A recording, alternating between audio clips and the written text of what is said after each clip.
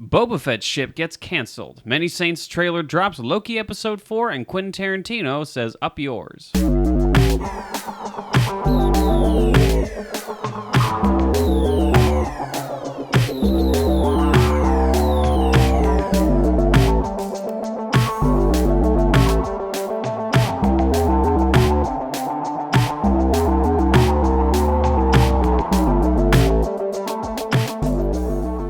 Like this one is of a those version of what I call the penguin dance, or the penguin that's losing his you balance. like one of those swinging like blow up dolls that they have the car lots.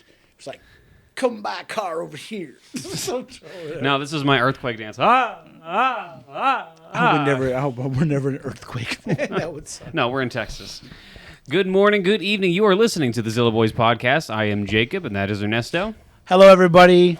Real quick, if you have not subscribed to the Zilla Boys podcast, that is a problem with you. That is not a problem with me. You should go ahead and subscribe to our podcast. We are in desperate need of viewers and more people to watch our stuff because we're desperate and need attention. Need attention. Need attention desperately. Click the subscribe button down below. Also, if you're watching this on YouTube, we have other subscription networks such as Spotify, Apple Podcasts, Google Podcasts. Check us out if you like podcasts. Listen to us on the road. Listen to us while you're doing in traffic, other or things. at McDonald's, getting a Getting a McMuffin coffee, or some pancakes, yelling or at your kid. It's meant. You can listen to it please many don't times. listen to us Don't do that. While you're But technically, you can. You can, but you probably please shouldn't. Don't. Yes. All right. First topic of the day. It's a strange topic. Boba Fett's ship named Slave One is going to get a name change. Now, I feel like in many general situations, this is not news. Yeah. But I feel like because they're changing such a minuscule thing, it has to be news. You're going to get people talking about it if you're going to change Boba Fett's ship's name. Dude, everyone's talking about this, man. Everyone's going crazy. Like, why? I mean... Yeah. Now, let's be clear. This is again, as most of the stuff we talk about, it's a rumor. So they haven't officially done it yet. It's not a rumor. I think it's on Lego... Slave One toy set. It's not Slave One. Well, here's the thing. Lego does that all the time. Lego does that with many of their big ships all the time. But are they going to? The thing is, are they going to be doing it in the series? Are they going to be doing it in the Book of Boba Fett? Oh man, that would suck. Yeah. Like he's like, this is just my starship. He's not gonna. What's your starship's name? Boba Fett Starship. Boba Fett Starship. It's just called Starship. It's the one. Was there something that comes before it? No, cool. It's just the one. The one Starship. The one starring Donnie Yen. Oh man, I don't know, man. It's kind of crazy. Boba Fett's ship got canceled. Cancel culture on Boba Fett's ship. I feel like that's weird. Of all the things that Disney says, this is what we need to do in the name of cancel culture. That's the thing we need to change. I get it. So what? They're trying to say negative. Slave is a bad word. Whatever. But I've been calling this. I'm sorry, but I've been calling this Slave One since I was a kid. I never made the connection to slavery. It was just a ship that it's just a name, dude. And also, slaves are in Star Wars. Anakin was a slave. It's a word in the human dictionary. It's not something to be afraid of. It's just, and Boba Fett's never been a good person. He's a bounty hunter. He's not a moral person. He's going after people based on who pays him the most. And his ship is one of the dopest ships in Star Wars, man. The coolest thing. It's got one of the coolest names, Slave One. Mm-hmm. I don't, I get it, but I don't get it, man. It kind of sucks, man, that even a ship's gonna get a ship who's not nothing wrong. It's just a ship. It's a like a vehicle, but it's gonna get canceled because of its name. It has the name. It feels like such a minuscule thing to even worry about. What studio executive is out there worrying at their desks oh man, Boba Fett's ship has the word slave in it. What are we gonna do? We can't call it Slave One. Are they gonna change the Millennium Falcon because it's derogatory to Falcons or something It's derogatory to Falcons. Or just it makes Falcons upset, and we're just gonna call it the Millennium Ship, the Han Solo Starship. Dude, Disney executives are getting a lot of mail from Falcons. It offends spiritual people or ghosts. I don't know, man. Yoda's gonna start offending midgets. I don't know. To me, it's just whatever, man. It's not. Mm-hmm. It doesn't hold any negativity to me, dude. Yeah. It's just a Star Wars ship to me, dude. And it's Boba Fett's ship, Powers, words only have power if you give them power to, and that word to me doesn't have power over me, dude. You know what I'm saying? Mm-hmm. It's just a effing word, bro. You know, like so everything that has the word slave in it, we're gonna change it to something else now. Yeah. You know, apparently. Like, I mean, that's the standard we're putting down. What was it like Thor Ragnarok when she was like, the slaves? Ah, he's like, I don't like that name. Don't call him something. All right, the prisoners with jobs. What is it? Prisoner 1 now? Yeah. Prisoners with jobs 1. Yeah. Something. I love that. What is it? Boss is going to go around to the ship. Is like, hey, Bubba, wasn't your ship named Slave 1 at one point? Like, we can't say that name. I love Jeff Kathleen Goldblum. Kennedy sent me a message. The prisoners with jobs escape. The prisoners with jobs. But no, man. What do you think? I think it's like whatever. It's kind of messed up, man. It's such a minuscule thing to be mad about if you really think about it. Yeah. But it's also a minuscule thing to get worked up about for Disney executives. Because that doesn't even like if you're going to like go ahead and like publish an article that says we're going to change the name of Boba Fett's ship, and I think everyone's general reaction like, why? What's the point? Like, you're not adding anything. Like, that's already been his name, the ship's name for years. For years, and no one's ever like, hey man, like, you know, when I hear Slave 1 on Star Wars, I think of Django Unchained. No one ever makes that connection to, you know, that. Well, I can't say everyone because I can't speak, but I'm just saying most people don't ever, like, I've talked to Star Wars fans, hundreds of Star Wars fans, and never ever once has Slave 1 ever been brought up like that's a messed up name ever. If anything, it's one of the most famous ships in all of Star Wars. Absolutely, like in all of sci-fi. You know, And you think about it, in the original trilogy, it was only there for like a few seconds. Yeah. So I don't know, man. I'm kind of like, I get it, but I don't get it, man. You know, whatever. I'm gonna call it Slave 1 because that's what it is to me. It's like changing the Millennium Falcon's name. Like, I don't give a damn. I'm gonna call it the Millennium Falcon or the Ghost. I'm gonna call it the Ghost. I don't care what you change it to. You know. Look, it's a stupid thing to get worked up about. Yeah. Maybe it's stupid for us to argue about it, but it's also stupid to change it because I guarantee, like, I'm sure there's someone out there who's triggered at the fact that it has Slave 1, but I guarantee that person's not a Star Wars fan because I'm pretty sure, like, if you're a Star Wars fan and you associate that ship with Boba Fett. That ship is associated with like a feared bounty hunter. The fact that it has the Slave 1 name, that's an intimidating name. Because once again, Boba Fett's not really he's a good character. Now he is. But he's not like a good person. He's a bounty hunter. He's a bounty hunter. He's mean, dude. He's a mercenary. So the fact that he has a ship that's named Slave 1, that's pretty fearful. So and there's no telling how he uses slave in, because like robot. Comes from robot it comes from the word robato, which is Greek for slave. So it's crazy. Oh, you're intellectual on me. No, that's from get your pipe and twist your glasses. No, that's from World's End, the Simon Pegg movie. Oh, okay. Like so you're a robot. No, robot means slave. The robots were getting mad, like, don't call us slaves. I thought you were getting really intelligent. No, I was like, that's actually really cool, but no, it's from Don. It's from World's End where. So you're like a robot. All right. Robot means slave. We're not slaves. We're anatomists. We're anatomists beings or whatever. Like, we got blood on our hands. It's more like ink. We got ink on our hands. We got ink on our hands. Yeah, it's a stupid thing. It's a stupid thing to change. There's no need to change it. It's stupid. No. Don't change it. Don't change it, Disney. Don't be stupid. Don't be that guy. Speaking of Disney and Star Wars, speaking of Disney and Star Wars. Okay, well, it was reported online on YouTube that Overlord DVD has an insider that's been reporting that Kathleen Kennedy, they did not re-up her contract. They didn't re-sign her. It expires this year, and she's out. And that Dave Filoni, George Lucas, and Jon Favreau are going to take over Lucasfilm. Remember we were talking about this other week where we find a replacement. I didn't think Favreau was going to do it, but they're about to take it over, and they're going to erase the sequel trilogy. I don't believe that's going to happen at all. This is why I don't believe this is going to happen. Why? Because theme parks. That's Disney World. That's you. Everything that they've sold, merchandise.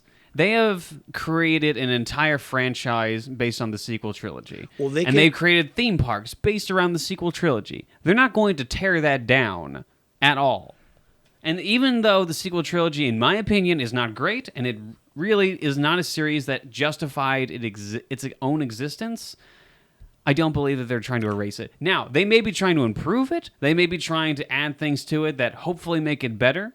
Maybe something similar to some things that Dave Filoni did with the prequels, but I don't think they're going to erase it. But what do you think? I think you're right. I was just thinking that makes a valid point because they just built all these like theme parks and attractions at Disney World that Like, why would they're not going to erase all that because they're going to have to redo all that stuff over again. So, but what they could do is erase them, but still use the same characters.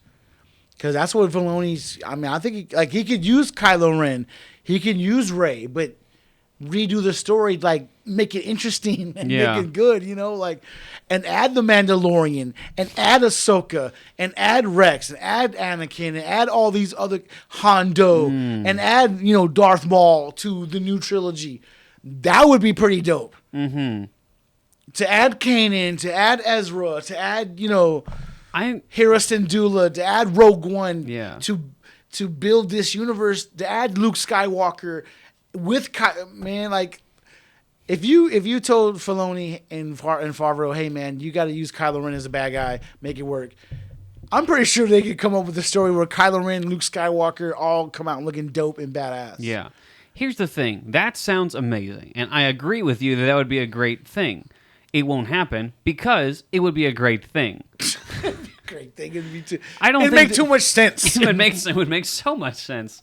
I don't think Disney is going to be doing that just because they have so much stake in this trilogy already. And now, look, that aside, if that was a possibility, I could see it. I could see it happening. Because, like Dave Filoni and Jon Favreau are crafting a story that's right now the most universally loved out of the most recent things that Disney has created on the Star Wars brand. Everyone loves The Mandalorian. Everyone, for the most part, loves the ending of the Clone Wars. Right. Everyone sort of likes the Bad Batch.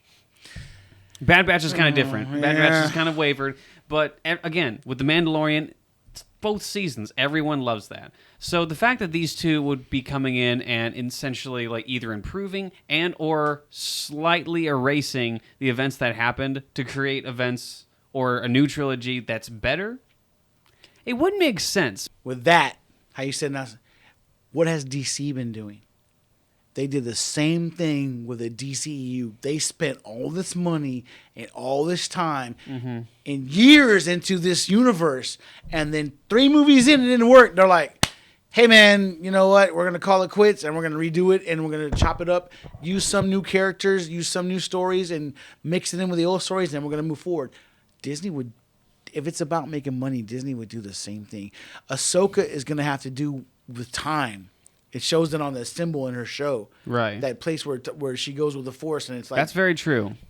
She could basically reset the universe, man, and then we could have what everyone wants, man. Dude, imagine if she actually goes back in time and we get an old Ahsoka Hayden Christensen. Could you imagine a trilogy where the Mandalorian is part of the trilogy? Where Grogu is part of the story, dude? Where Bo-Katan and Kanan and Ezra and all these characters and this whole world he's built on top of Star Wars is integrating into the old lore. Yeah. Oh my! I mean, it's gonna be hard. There are definitely ways you could do this if you're going to introduce time travel into the Ahsoka series, which is something that's been introduced in Rebels, so it is Star Wars canon. Then she could theoretically go back in time, like I said, see Hayden Christensen, see a younger Anakin. Maybe that's something that maybe they could fight the Emperor. Maybe there's so many possibilities with that, and you know what? That is a really good point. If that is something that they're doing, then I'm totally behind it. Do I think it's happening? No, I don't think so either. There's no way it's happening, but. We'll see. Here's the thing. If the plan is, because the biggest issue of why Star Wars does not do what DC does is because Star Wars has an ego, or at least Kathleen Kennedy has an ego. That's why the trilogy was made the way she wanted to, and why so many things happened the way she wanted to. All of Last Jedi was essentially a screw you to a lot of fans, and essentially Kathleen Kennedy and Rian Johnson were saying, no, we know better than you. We're going to make the story. And everyone universally hated that story. So pretty much the only thing that's keeping Star Wars at bay to where DC is not there, it's pride in what they're doing, and not the good kind of pride. Right. So, but if they're getting rid of Kathleen Kennedy, maybe. Maybe. We'll see. Like I said, Overlord said take this with a grain of salt. But his insiders are usually pretty good at predicting. Well, not predicting, but coming up with stories and rolling the dice. Well, I mean, we don't know. I mean, it seems to be trending that way with her. It makes a lot of sense. And I don't know. I want to believe it. I really do, man. That would be so awesome. Dude, every Star Wars fan would love if that was the case. I want to believe it as a Star Wars fan. But like you said, like it makes too much sense. We'll see, man. We'll see what happens. But just, we were talking about last week who would be a good successor. We didn't think that Jon Favreau would want to take over, but it looks like he will, man. An usher. If it's true, usher in a new generation. And with, like I said, he's used Filoni's characters already, man, in The Mandalorian. He's already incorporated his characters. So why, if he's going to make the universe bigger and redo it, why wouldn't he incorporate even like Grogu's his baby? Why wouldn't he put Grogu in the new trilogy if it makes sense. Yeah. So The Mandalorian, Din Djarin is his creation. If he's going to redo the trilogy, why wouldn't he put Din Djarin in there and make him a player in the mythology? I would. Din Djarin is dope, man. The Mandalorian is a awesome character, man. Yeah. Could you imagine him in the sequel trilogy? Him working alongside Luke Skywalker. Oh man, dude, that would be, or Finn or Rey. Yeah. That would be. I'm there. I don't even care if the story sucks, man. I'm sold, dude. For real, like. Just give me a whole movie of that. Yeah, I'm for real, dude. Truly, honestly. Yeah. And you know why? Because these characters are have aged so well, and they've taken time to legitimately take the effort into building these characters up. If you think about it, it's a made for TV Star Wars series, right? And a Mandalorian who you rarely ever see his face has more character development than the main star of the new trilogy in Star Wars. Dude, we've got 16 hours with Din Djarin, 16 hours of story and freaking character development. And again, most of it and we don't see his face. And ass kicking. He's a kicks ass, so and gunslinging, Yeah. I would want him in the new trilogy. Sorry, I would, dude. I don't know. I would. I'd love to see the. Oh man, it'd be so dope, man. Mm-hmm. Yeah. Sorry, my bad. That's just a wish list. No, you're good.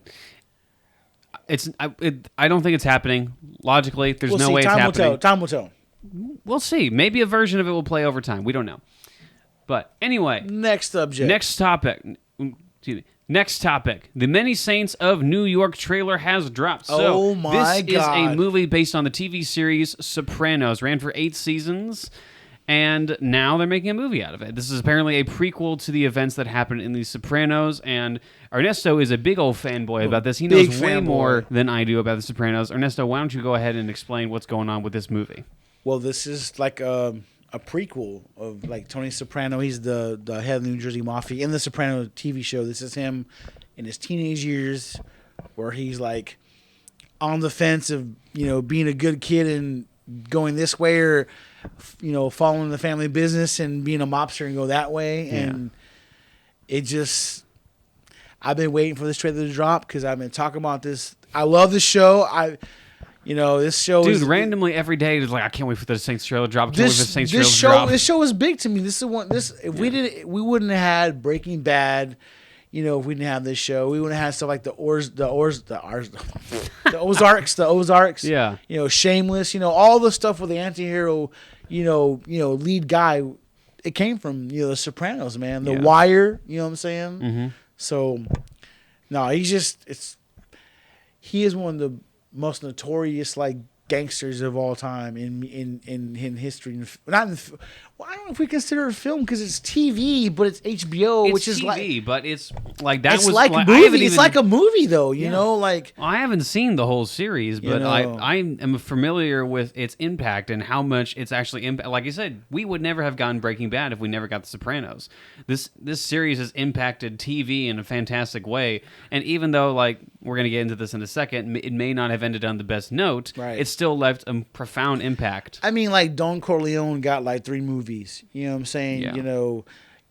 Tommy DeVito got 1 movie. Nicky Santoro got 1 movie. Scarface got 1 movie, but their characters were so massively big and influential in crime drama and mobster movies, dude. You know what I'm saying? And he gets effing 8 seasons, and each season's 10 episodes, at least 10 episodes, dude, of him doing his thing.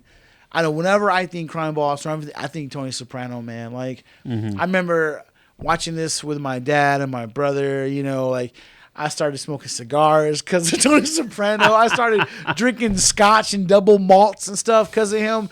I started dressing, just because the way he carried himself, man, like when he walks into a damn room, man, he owns the room, dude. You know, like I don't know, man. He just he's to me like I'm not gonna say this. My second favorite gangster. Yeah. First one is Tommy DeVito from the Goodfellas, Joe Pesci. That's just.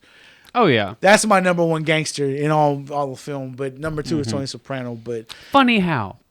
Yeah. What makes funny? Like I'm amusing to you? Oh man, he's just so ruthless. Even when he played Nicky Santoro in Casino, he was so ruthless, man. And his turn in what was it? The Irishman. It was okay. Dude, I loved him in that. I 100% expected him to lose his crap at some point in time, but he was calm throughout. I think Martin Scorsese knew that, and he made him play it straight. Tony Soprano, he killed his friends. Yeah. He killed his family. He killed it was crazy. Like he would do anything for his family, but he would also kill his family. Just don't betray the family. I don't know how to explain it, man. Like Tony Soprano was ruthless, man. And this is a prequel when he like when he's a kid, and his son Michael Gandolfini's playing him, and it looks gorgeous, man. This trailer was good, dude. It does. It really was. Where they talk about him. Like his mom's talking to the counselor, like, you know, he took this IQ test and, you know, his IQ's off the charts, and she's like, well, he's like a D student, you know, like that's, you know, like, I don't believe you. And they show him doing stuff, you know, like, and she's like, well, you know, this test doesn't lie, you know, you know, he's smart and he's a born leader, and they show him coming up, like making contacts with his friends and doing crimes, and, you know, he like tells his uncle, he's like, you know, I can't be caught with this, like these stolen speakers, you know, I'm trying to go to college, you know, and he's like, just take them and you'll never have to steal anything ever again. And he believes him, and that's the hook. You fool. And now he's in, dude. And that's one thing you do for the mob, and then you're stuck. And from there, the trailer just goes nuts where, you know, his uncle, Dickie Montesanti's, is going crazy, and then he's going crazy. And then his dad, his uncle are like clipping people, and you see bombs going off, and the color looks like the Joker, the color and the way the look they're going for looks like the Joker. It really does. It's so beautifully shot, and everyone from the TV show, David Chase, you know, even the director James Taylor, they're all from the show. They're all from the show. So there's a passion behind it. There really is, man. And I'm not trying to be biased, dude. If it looks stupid, I would say, man, it looks good to me, dude. Like John Berthenol, like I said, like it kind of sucks in the trailer. He really doesn't have the big part I thought he was going to have. I thought he was going to be one of the main focuses, but he's not. But even the little bit I've seen him, he looks good, man. Yeah, John Berthenol needs to fire his agent because he has not landed a good leading role. In those suits with that gun and shoot. I mean, just walking around like he owns the place. Like I loved it, dude. You know. That looks 110% like the old gangster movies of old.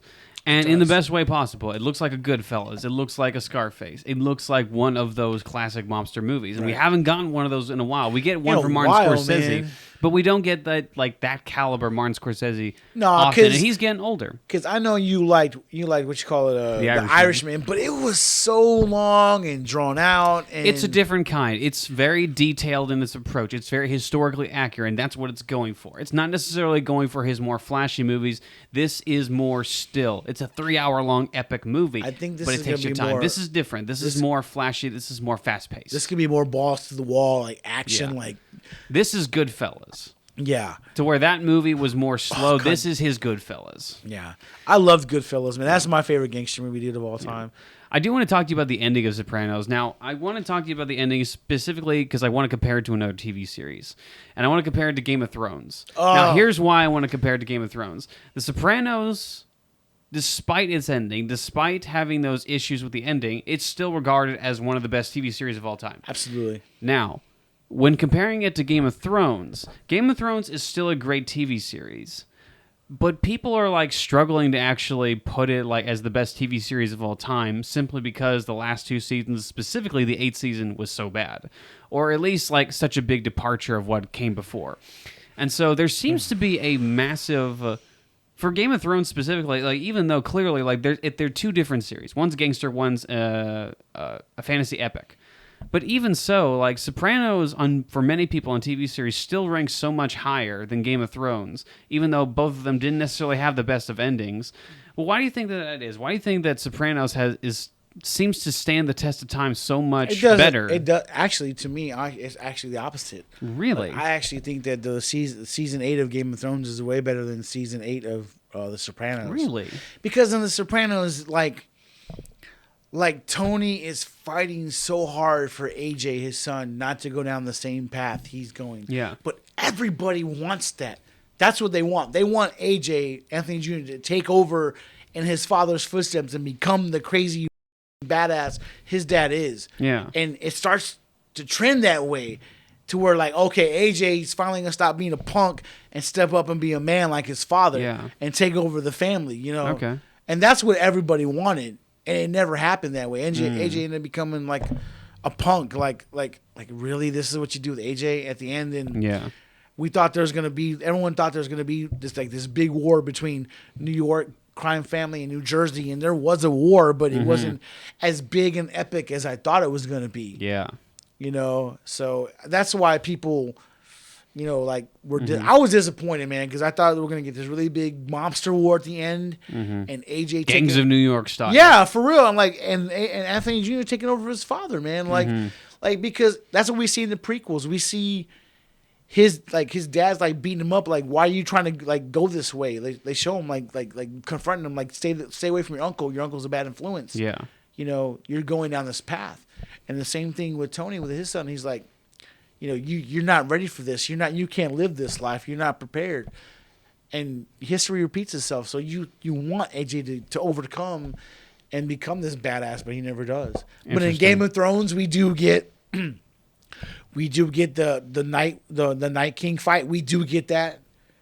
Do we really get the Night King fight? It was at least we got it in season 8. I don't even think we get that fight. I want to watch it again. I like it a lot. We get the siege on King's Landing where she comes in with the dragons and destroys, you know, the capital. I mean, we get a lot of out of nowhere. We get a lot of really good action and a lot of epicness, man. I mean, the story doesn't deliver exactly how we want it, but at least we get a little bit of what we expected to get. Right. And The Sopranos, we didn't get that. I agree with you on the Game of Thrones aspect that there is a lot of things that people... I agree that there's a lot of things that to like about Season 8. But I also agree that there is a giant hole that was left within the wake of Season 8. And there is... The ending to me is like painfully disappointing. The last episode, I hate the last episode. Okay, what if they came back with Season 8 and gave us none of that? And changed the story totally different to where we didn't get a fight with the Night King, or we don't get a siege of... That would have been worse. Exactly. Saying like that's what happened with The Sopranos, man. That's why I'm so stoked to see this movie, because... That's interesting. I've heard a lot of people have very different opinions on that. And I'm just like legacy right now. Game of Thrones we'll tell over time. But even so, like, The Sopranos is still held up over time. To the fact that we're getting a movie now, so... Dude, the Game of Thrones is going to hold up the test of time. So what? They didn't stick the landing on season 8. It was half decent. And as a whole, Game of Thrones is an amazing show, dude. So is The Sopranos. Sopranos is an awesome show. It's just season 8 kind of sucked, man. You know, oh well. They wait to have the bad season at the end. Yeah. I will say there is something to be said about ending a show a certain way. I will say, like, personally for me, like, two of the best series that are out there are Breaking Bad. These are two very different shows, and Downton Abbey. Both of those shows had fantastic endings, and I can go back and watch those shows all the time because I know where it's going to end up. Right. It sours me to watch Game of Thrones now because I know where it's going to end up. And I feel like that's where a lot of Game of Thrones people were left because of what happened at the very end. Like, it just doesn't feel right anymore. And like it's something to be said about the ending of certain series and screwing up at the ending. Like specifically, maybe Clone Wars. Like the ending of Clone Wars is amazing. So would you give season 8? I went back and rewatched it again, dude, and I actually it wasn't perfect at all but I give it like a 6. It was okay. It had really good moments, had really good action. I mean, I don't think I'm in the mindset to rate it right now because now I'm starting to get angry at it again. But I will say, like, I will agree with you. There are lots of things to like. The fighting, the action, the cinematography is gorgeous, and the acting is always superb. But again, I think the characterization is horrendous. You haven't watched it in 4K. It looks better. Everything looks better in 4K. The 4K filter. Get out of my face. Get out of my face. Whatever. That's why you shoot in 4K. Kiss my ass, man. Whatever. Is that why you don't shoot? Just don't talk to me anymore. Whatever. This podcast is over. Okay. All right. Anyway, next topic. Next topic. I can't wait. This movie looks good. It does. Good. I'm really excited for it. Yeah. All right. Next topic. Loki episode 4 is just getting better. This is such a great series. I like this series, yeah. It's getting really good. Dude. Now, there's so much room for them to screw up, but just so far, it's going really good. So it's 6 episodes long, right? Mm-hmm. Okay, so this is... Okay, all right. Yeah. So the plot of this episode now is we pick off right where we left off. Loki and Lady Loki, I forget her name. I'm not even going to remember her name. I'm just going to call her Lady Loki. They had this oddly somber and very sweet moment where they're kind of accepting their fate. It's like, well, we're going to die. And she kind of opens up to him a little bit, and we kind of get more of her backstory. Right. And we do get more of her backstory. They show her like how when she gets abducted as a child from the TVA, yeah. Yeah, and we actually I get to understand her character a bit more. But the fact that they had this moment, it's just very sweet. And again, like I said in the last episode, the best way to get two characters who don't know each other very well, who have no prior history, to interact and to have chemistry, is to put them in life-threatening situations. And they did it great in the last episode. And now in this episode, at the very beginning of it, they're kind of like accepting their fate. Now we know they're not going to die, but the characters don't know that. So they kind of just embrace, they hold hands, they embrace each other, they understand like this is it. And then they get saved. But again, that was such a sweet and somber moment betwing those two characters. When she touches him, it starts to create like some kind of time spike, like that some crazy like anomaly. Whatever. It starts to make this crazy looking spike that they've never seen before. Yeah. And that's where they track him and they come save him at the end. And she was like, "So is this what it means to be a Loki? Like we're always destined to lose and we don't." Again. And he's like, "We may lose, and we may lose, drastically, but we never die. We always escape, and we always come back." And they do. They do. He makes a really good, valid point. Loki's still alive. Loki's still alive, man. He comes back and they save him, but they put him back in prison with the TVA. Yeah. And then Owen Wilson, clearly pissed at Loki for breaking all the rules. Right. And Loki tells him this is all a lie, and that gets in his head. No, I like when he's like, "This is insulting. I should have the same amount of guards as she should." This is insulting. All this stuff happening, and Loki's still pissed that he's not being treated the same. Yeah, I'm more dangerous than her. I'm dangerous. Yeah, that was funny. I said, Loki lets Owen Wilson know, he's being 100% truthful with Owen Wilson. Again, that's the problem with Loki. He doesn't know when to tell a lie, when not to tell a lie. But either way, it's very clear that it gets to Owen Wilson a little bit, that Loki tells him, this is a lie, that you've been abducted by the TBA, that you are a real person, and you haven't been created. And that even though Owen Wilson, knows he's a liar, it's clearly getting to him, and he starts to process this and figure it out. Second think everything, man. Yeah, for sure. And then he figures out that this all may be a lie when he looks up that tape of that girl that Lady Loki got into. Well, he switches his PD, his whatever they think, his phone with Ogo's phone, and then goes into the file, looks up that stuff. Yeah, and he looks up that stuff, and he goes to get Loki. He goes to free Loki. And before we get to what ultimately happens to Owen Wilson, let's address the part with. He's talking to, what is it, the judge, the jury, and the executioner lady? Yeah. The one who talks to the... Yeah. They have a really good relationship. He's definitely banging her. I think there's some sexual tension. Maybe. Yeah. Oh, there's definitely some tension between Because she's trying to get him drunk. drunk. Only one drink? You gonna leave now? He's like, yeah, I'm kind of tired, I'll finish this case. Oh, wow. Another drink. I've been practicing my own. That's really good impression.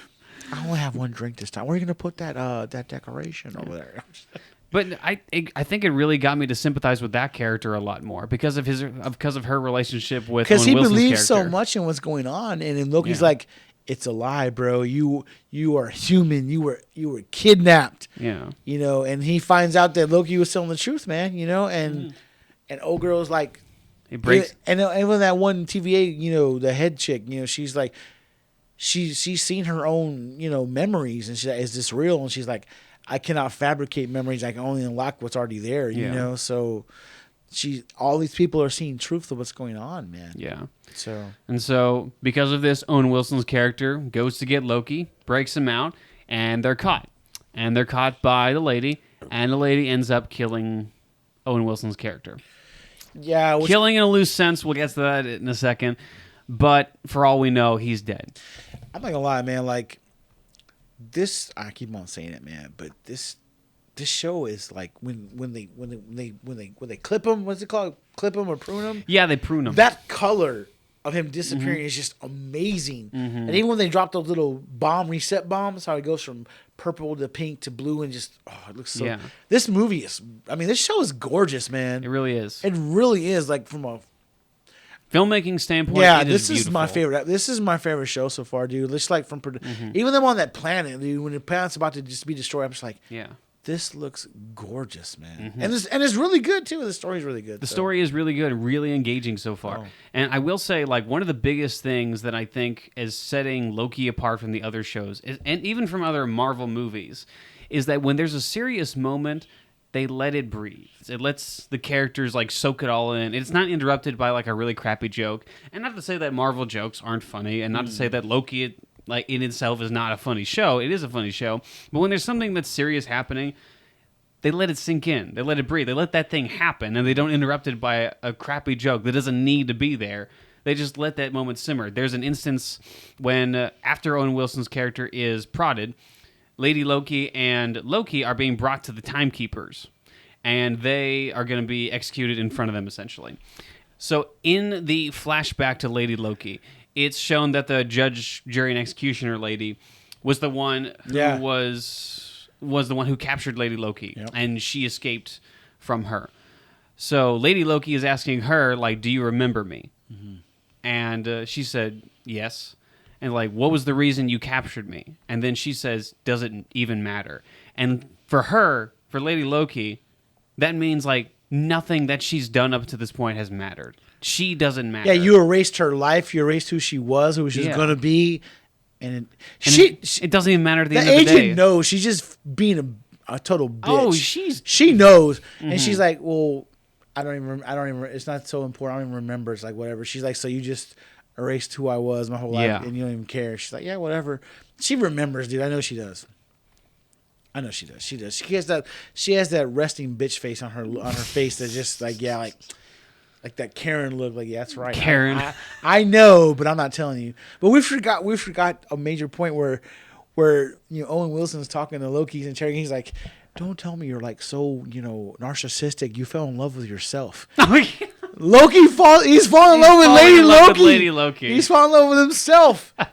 Like he's never been in love. He's never cared about anybody like that. That's not love. He's known her for a day. I'm not saying I don't know what it is. I can't say that shit. I can't say that. I can probably say it. He hasn't known her for more than a day. Well, I mean, some people meet each other like in a day and they say, I'm saying he's never met anyone like her. That's true. I will agree with that. She is him.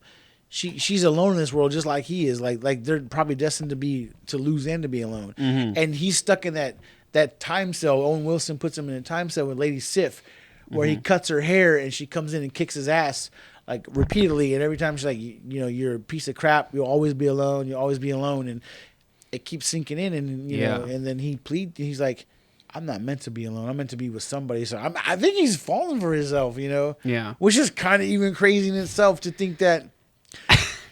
Well, here's the thing. I was actually like on board with the fact because the show was obviously going in that direction of them being together. Like, yeah, I can really see that because of the chemistry that they've shown thus far. Obviously, they're two backstabbers, but they work so well together because they know they're both backstabbers. But I'm saying he's falling in love. Yeah, who's his the best love interest? His love interest is himself.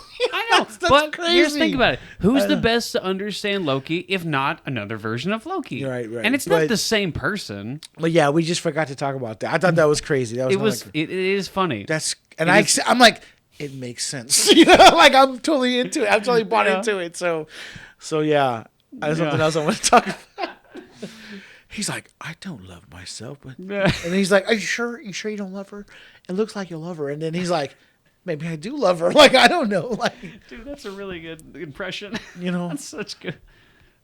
But then, like you said, he tells Owen Wilson, and Wilson breaks him out, and I forgot what happens, but he gets clipped. Yep, he gets clipped. He's pruned or whatever it's called. And so they get brought to the Timekeepers, and for a second you think they're real. Yeah. And then Lady Loki and Loki break out, and Lady Loki throws a sword at one of the Timekeepers' heads, chops its head off, and it's robotic. It's a robot. So we're doing Wizard of Oz. And Loki's like, where does it stop? Like, where does the line stop? Like, how much more down the rabbit hole we're going to go?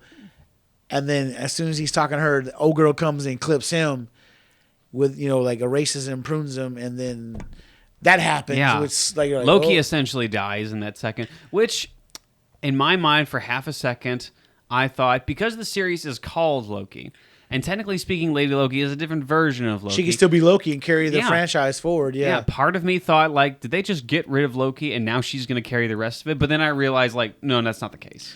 Yeah, we find out the Timekeepers are bullshit. They're a bunch of robots. And then Lady Loki gets clipped, and then Lady Loki...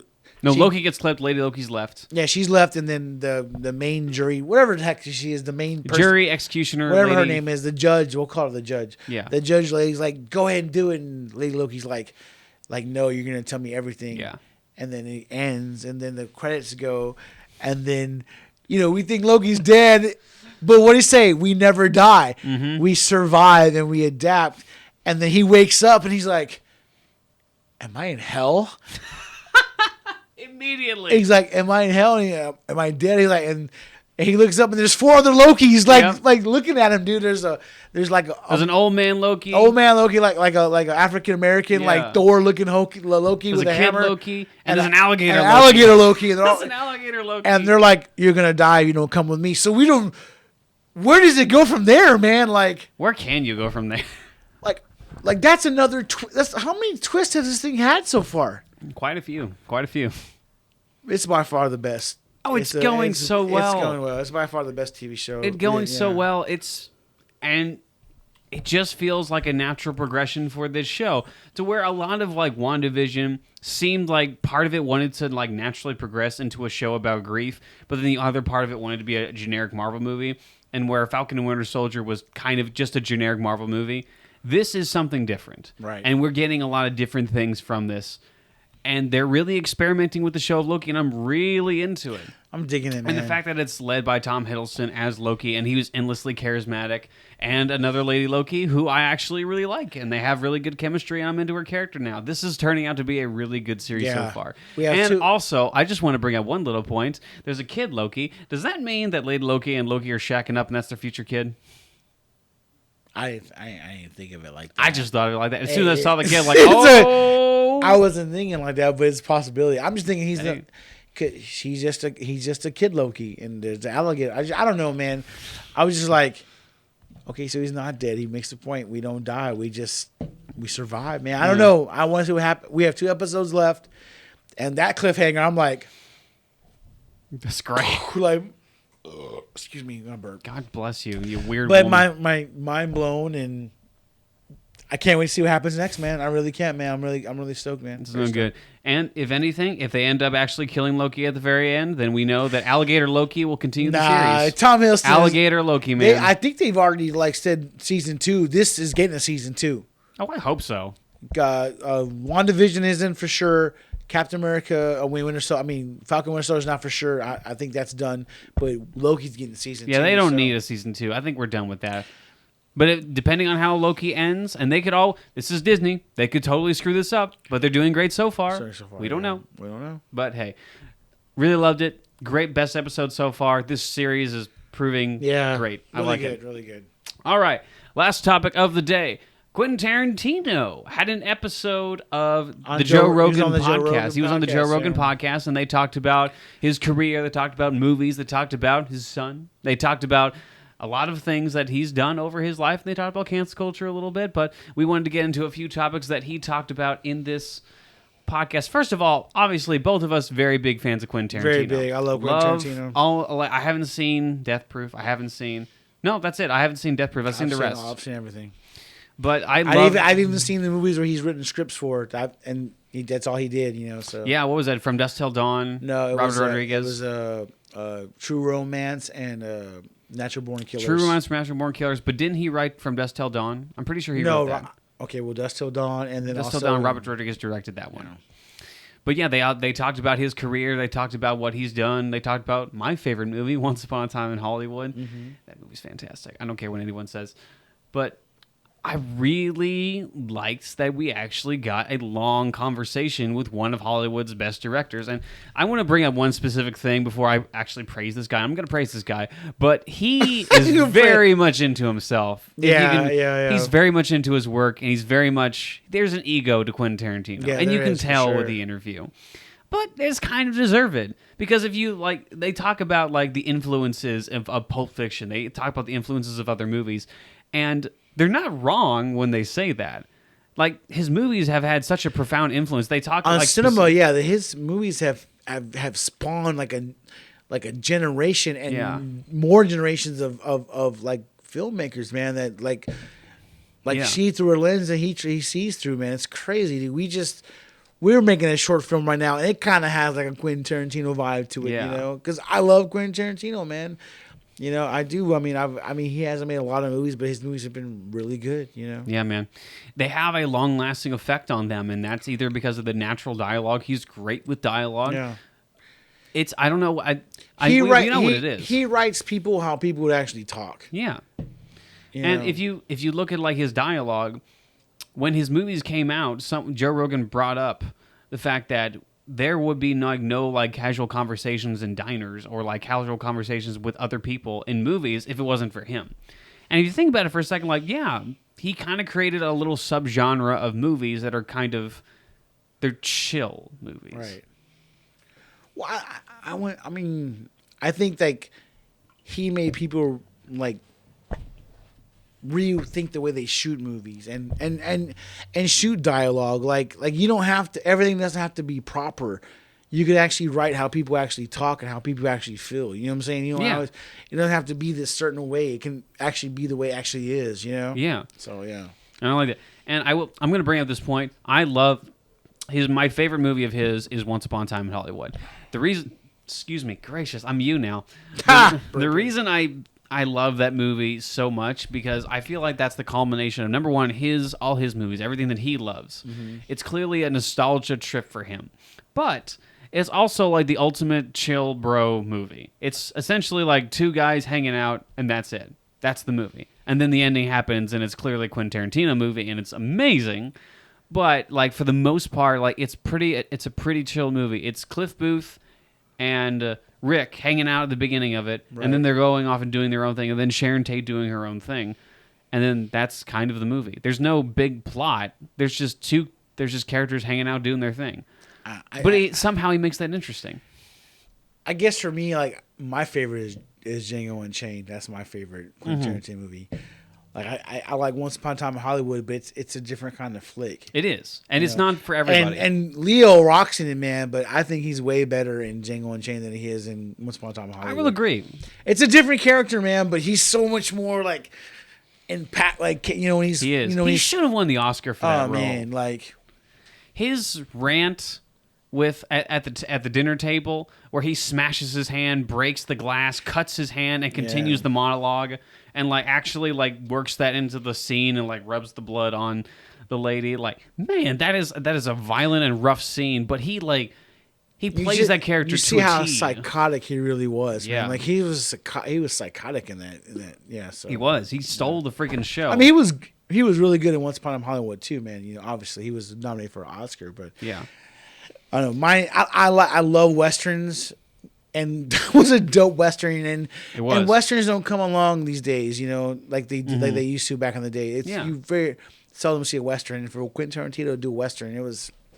Yeah. Now he talked about two versions of what his last movie is going to do. Oh, I didn't see this part. Yeah. So he talked about two ways he could do his last movie. He's probably not going to do the first one. He may do the last one. So one way he could do his last movie is kind of redo Reservoir Dogs, but update it. Like and change it. Listen to it. Like if you think about it. If you update Reservoirs for like the modern day Reservoir Dogs, that would be an interesting take. No. You hear me out. Okay, I hear you out, but I say no already. Hear me out. You can't argue with this with me. Listen, if he's wanting, because he wants to make like a 10 movie like piece. Obviously, he has made 10 movies, but he considers like Kill Bill 1 and 2 like one movie. I'll give him that. Whatever. I think it's 2 movies. It's 2 movies, but whatever. He counts Death Proof as a movie too. I don't think Death Proof should count. Whatever. It's his genre. It's whatever. He counts that as his 9 movies so far, and he wants to make a 10th movie. So to end his career on the same movie that he started out his career, Reservoir Dogs, but not doing the same movie. He didn't talk about doing the same movie, but changing it up to make it a different movie, but also kind of homaging what he's done in the past. Now, in theory, that would be a good idea, and it's Quinton Tarantino. He's not going to make a bad movie intentionally, so that may be a good idea. But the other way, and the way he's most likely going to do it, he said he's probably not going to do that version. Now, the way that he said he wants to do is essentially just outdo everything he's done, which essentially would be making an epic. That's what I want to see. I think that's what everyone wants to see. Okay, look, you just said what he wanted to do. Like, he says he's making 10 films. Why in the hell would he waste his last and final film? Because he said on Joe Rogan, he's walking away after 10. He's done with 10. Why would he waste his last film on a reboot? I truly don't think it's as bad as you're making it out to be. I want something. I want him. It's not a reboot. It's not. It's a different movie. But it's essentially an I don't homage. want like a Quentin Tarantino Avengers shit. I don't want that shit. I want him to go get something. I want epicness. I want him to get like a $200 million budget and just go nuts, bro. Yeah. I really want him to go crazy, bro. That's what I want. Well, that's not the movie that he's probably going to make. He said that in the podcast. He said this is going to be it. And man, imagine like studios backing him because this is Quentin Tarantino's last movie. Exactly. They will give him what he wants. Yeah. If he wants $250 million to make his last movie, they will give it to him because it's gonna be. He'll probably produce after this and probably write and help write. But as far as directing and making productions all on his own, he's not gonna do it no more. Yeah. But this is gonna be epic sell here, bro. This is gonna be iconic. This last movie, his 10 are going to go throughout history, you know? Mm-hmm. We'll be talking about his movies in like 10, 20 more years, bro. He'll still be brought up with filmmaking and how people shoot film, how people write dialogue, how people do things, man, you know? Yeah. He talks about this specifically with Joe Rogan, and Joe Rogan did say, like, you're still on top of your game. He is still on top of his game. Yeah. And he said, like, that's the best time to go out when you want more. Because he says he studied filmmakers and directors. Like, they don't get better over time. And even though he's on top of his game now, he specifically said to Joe Rogan, like, in the very back of your mind, you're saying, no, we tell you when to quit. You don't tell us when you're going to quit. So he wants to quit before he essentially gets older and tired. Right. Which makes sense. Well, he's pushing 60, man. But, I mean, he doesn't make a movie like every year, like, or every other, like some of these other guys. And he doesn't. Yeah, but every time he does, he's it's an not making event. TV shows and doing this and like he's not like Seth Rogen or Taika Waititi. He makes one movie every like 3 or 4 years, and that's all he does, you know. Yeah. So yeah, it's you know. But when he makes a movie, it's a freaking event. It's like a Christopher Nolan movie. Exactly. Like, it's an event. That's what I'm saying. Like, yeah, when you go to the movie, like, I'm going to a Christopher Nolan movie. Like, what's the movie about? Like, I don't know. It's a Christopher Nolan movie. Like, same thing with Quentin Tarantino. Like, I'm going to go see the new Quentin Tarantino movie. Everyone knows what you're talking about. Right. It's the same thing that happened with Hateful Eight. Like, I do want to bring up one thing about the Hateful Eight. When it came out, I hated it. I really hated it. I thought it was a crap movie, and I thought it was his worst movie. Over time, especially with like the Netflix release and like the part series, the extended versions, it's become really good. It's become one of my favorite ones, dude. I guess for me, like, because Django Unchained was so good. It was so good, and then because he went from World War II film, he went from samurai film, revenge film to World War II film to Western, and then he did a Western in a row. I'm like, okay. So my stakes, my things were high. Yeah. I don't know. It's just, at first it wasn't as epic as I thought it was going to be, but the more I watch it and the more, I don't know, it grew on me, dude. It really did, man. That grows on you. It really does, man. And if you think about it, that same year, Force Awakens came out. And I loved that movie when it came out. But over time, I found myself watching Hateful Eight more than I watched The Force Awakens. I that still watch movie it, dude. Soured over time instead of Hateful Eight. I like that music. It's so good. It's man, it's Samuel Jackson. It's like Clue, but in the Wild West. See, I hate That's it. exactly what it was. It's Clue in the Wild West. I didn't get the concept. Yeah. The way he sold it to me was like, the reverse Magnificent Seven, but it's not. It's not the reverse Magnificent Seven. That's why I thought it was going to be. That's why for me, it was a letdown. Mm-hmm. But the more I think, it's like this is Clue. Yeah. In a Western. Man, it's so good, dude. Mm-hmm. Yeah, When the hangman comes, you hang. That's right. Oh man, it's iconic lines. And I want to bring up one more topic about Quentin Tarantino. But do you have anything else? I love Samuel Jackson. He's like, he said, "You mean to tell me that Minnie leaves her store in the hands of a Mexican?"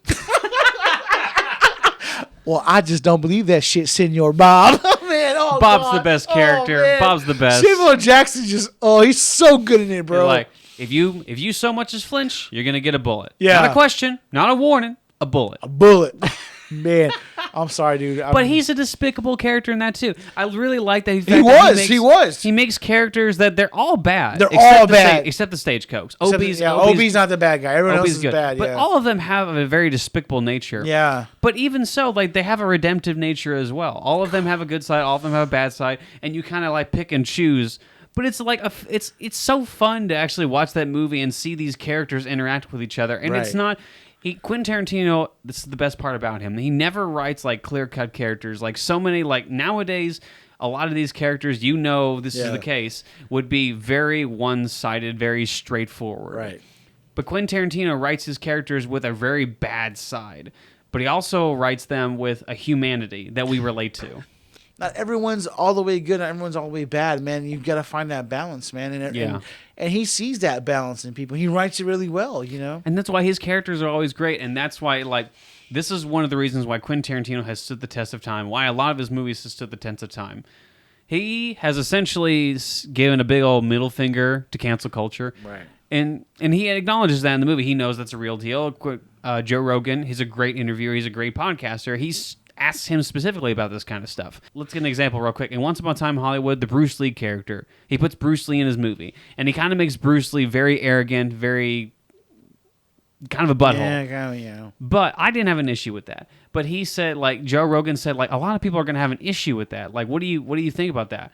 And then Quentin Tarantino says, well, I understand if the daughter has a problem with it because that's her father. And I respect that. And I respect that. You know, she can complain, she can flex on me, but everybody else, you can suck my And that's what he said. And that's what he said. And I love that aspect, the fact that you can write something in a movie and just say, like, you don't like it? Boo-hoo. You know, I thought it was, I mean, a lot of people looked at it negative, but I'm one of those guys who look at the glass half full. Yeah. And just to have him put Bruce Lee in that movie was awesome, dude. Yeah. Like, to have him interwoven in that, I don't see anybody else, any mainstream Hollywood directors putting Bruce Lee in their movies. Yeah. You know, I don't see anybody else doing it. But he includes it, man. He even... Yeah. And that fight with him and Brad Pitt was dope, man. And you know, and he even characterizes Bruce Lee like within like reasonable, context, within reasonable like research. Like he said, he didn't have respect for American stuntmen, and he tagged them a lot. Like he hit them intentionally. Yeah. And he said like he's a better fighter. Like he said he never got into like legitimate fights, and he said they wouldn't let me get into legitimate fights. And he like did a few comparisons to him and what's his name? The boxer. Who? Muhammad Ali. Muhammad Ali. Yeah. And personally, I think Muhammad Ali would destroy him. That's just my personal opinion. I don't know, man. You don't say that. Don't say that because Muhammad Ali is a boxer. I'm allowed to have my own opinion. You can have your opinion, but I'm saying like Muhammad Ali is a boxer and Bruce Lee's kung fu, man. He uses his legs. It's different. It's very different. And I don't know. You can't say it, but when he explained the backstory of Brad Pitt's character, like. He was in World War II. He fought Japanese with the Filipinos in world and killed them with hand-to-hand combat. Like he knows martial arts, and you know Bruce Lee's never actually fought a guy who's actually killed people in combat like that. So it'd be a different fight, you know, and it would be, you know. You know, beating someone who's killed someone in a war and beating up some stuntmen, that's two totally different things, It man. is. And it's a fictional character. It's a character that he wrote. Yeah. Fictional character. It's a character that he wrote and put in his movie. He's like, I wrote a character that can essentially beat up Bruce Lee. He didn't say beat up Bruce Lee. He didn't beat up Bruce Lee. And technically there was no winner for that fight. There was no. He said Bruce Lee got the punch. He got the kick, and then he got thrown into the car, and then they got settled. They got broken up, so there was no winner. There was no winner. So we don't know. But he still stood toe to toe with Bruce Lee. That's like he made a character that could do that. Man, Bruce Lee would have whooped Cliff Booth's ass, man. I don't think so. Oh, whatever. I don't think so. Like, dude, I went and watched some old tournaments where Bruce Lee was in, and dude, he would hit people before they could move, before they could even get their arm up. I don't want to down on Bruce Lee at all. He's a great fighter. I don't know. I'm saying, no. He's a great fighter. He's whatever he's done, he deserves. One of the biggest middle fingers I think I gave, I liked about Quinton Tarantino is when he first started making movies. Yeah. And Spike Lee was like, "Hey man, you're a white dude. You're Italian. You shouldn't be using N-words in your movie. You shouldn't have any. You shouldn't say that stuff." He goes, "You know what? Okay, bet. I'll stop using the N-word when you stop using the C word for white. When you start using all these bad white words towards white people, I'll stop doing that when you stop doing that. Yeah. And until then, leave me the fuck alone, man. I'm gonna make my movies." And yeah, he uses the N-word a little excessively for my taste. You know? But the thing is, you see Samuel Jackson in interviews and he's not a racist. Yeah, Samuel Jackson's saying that. Yeah. And he's not doing this to be racist. He's doing that because that's the time period and that's the characters that he wrote. Like in Jackie Brown where Samuel Jackson goes to get Chris Tucker and they're saying the N-word so much, man. Yeah. I'm from the hood, man. My homeboys talk like that, man. So it's like I know, man. Look, I grew up with people like that. I know that they say that kind of stuff. Yeah, I was like, I've hung out with dudes like that. For sure. But it's not something that that seems natural. And that's one of the best scenes ever, where he's trying to get him to get in the trunk. Get in the trunk. No. I try to get in the trunk. I didn't even know Chris Tucker was in that movie. Oh man, yeah, Chris Tucker. Jackie Brown was good, dude. I like that. Was a great movie. Yeah. Ernesto showed me that movie. I never seen Jackie Brown. It was a great movie. Anyway, but yeah, just one of the best things that just stands out to me with Quentin Tarantino is that he's able to say, "No, up yours. I'm going to make my own movie the way that I want to make my movie, and you can't say anything about that, whether you like it or not." I love that he has the balls to do that. And then for me, because he's only got one left, he's got one movie left. What are you gonna do? Cancel culture is going into the thick of his now. He can say, "F you, I'm out." He can mic drop. He can make his movie a mic drop. It can be racist and sexist and masonistic or whatever. All that shit in one, and he doesn't have to worry about the consequences. He can just he's out at that point. I'm out. I'm not making any more movies, so y'all can kiss my ass. And here's the thing: people will probably write articles about him on how sexist and racist it is, but it's gonna make a lot of money because it's his last movie. I'm gonna go see it, dude. Oh, I will be on the. I've bought all his movies. I can't wait to buy that one, dude. Yeah, it's gonna be great. Anyway, so one last question before we get out of here. Okay, so his last movie, what do you want to see him? What genre do you want to see him dive into, and what do you want him to do? I guess if I had to make, it needs to be a meta movie. Have you ever seen Wes Craven's New Nightmare? Like that? I think it has to be like that. Because there's no specific genre that's going to cater towards Quentin Tarantino fans. I want to see if he's going to make a movie, it needs to be about movies, and if it's got to be meta in that way. But that's what Once Upon a Hollywood. That's what that was. That movie wasn't meta. That movie was commentating on Hollywood. It wasn't itself, meta, but it was meta. about movies, though, man. It was about the turning of Hollywood from the West to the New Age. It was, but that was like a historical piece, if anything. This movie could be something like. It doesn't have to be this, but it could just be commentating on his own movies, something like that. Okay. It could be something like in Wes Craven's New Nightmare, Freddy Krueger comes to life in the real world. That's an interesting thing that Quentin Tarantino could go after, and I think he would be great at it. So, okay, I don't know. I don't think we need to confine him to a specific genre at this point. I want him to go sci-fi. I don't want him to do that. Oh man, I want to see starships and lasers and guns and like Cowboy Bebop. Like if he did some shit like Cowboy Bebop, oh my god, that's because they're gonna give him a big budget, bro. It's his last movie. He can get whatever he want. He can really push the envelope. He can. And why not push the envelope inside? He's good with special effects, dude. He's good. Well, special effects, not CGI. Well, he could probably do both, man. He could. He could be like, "Hey, Robert, I need some help doing this." Robert Rodriguez, he'd be like, "I got you, brother. We make movies all the time. Whatever you need help with." You know, I want to see him really push his boundaries. I don't want him to play it safe, dude.